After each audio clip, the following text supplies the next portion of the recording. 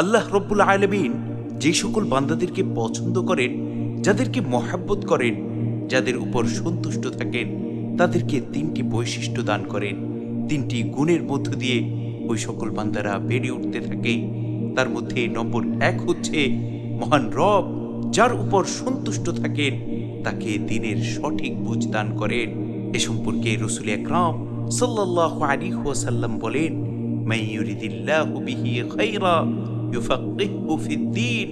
আল্লাহ রব্বুল আলামিন যাকে পছন্দ করেন, যার কল্যাণ চান, যার মঙ্গল চান, তাকে দ্বীনের সঠিক জ্ঞান দান করেন, তাকে দ্বীনের সঠিক বুঝ দান করেন।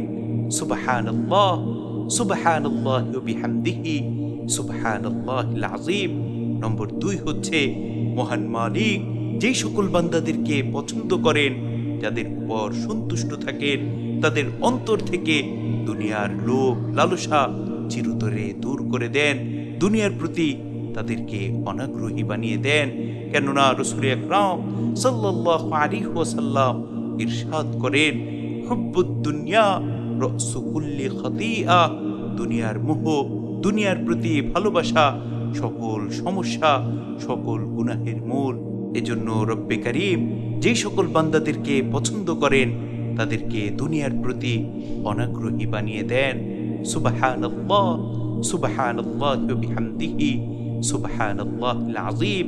নম্বর 3 হচ্ছে আল্লাহ রব্বুল আলামিন যাদেরকে পছন্দ করেন তাদেরকে নিজেদের দোষ ত্রুটি, নিজেদের গুনাহগুলো চিহ্নিত করে মহান মালিকের কাছে তওবা করার ক্ষমতা দান করেন। কেননা যে সকল বান্দারা গুনাহ করার পর তওবা করে আল্লাহ রব্বুল আলামিনের পথে ফিরে আসে, তারাই তো শ্রেষ্ঠ বান্দা। এই সকল শ্রেষ্ঠ বান্দাদেরকে মহান মালিক পছন্দ করেন। সুবহানাল্লাহ, সুবহানাল্লাহি ওয়া বিহামদিহি, সুবহানাল্লাহিল আযীম।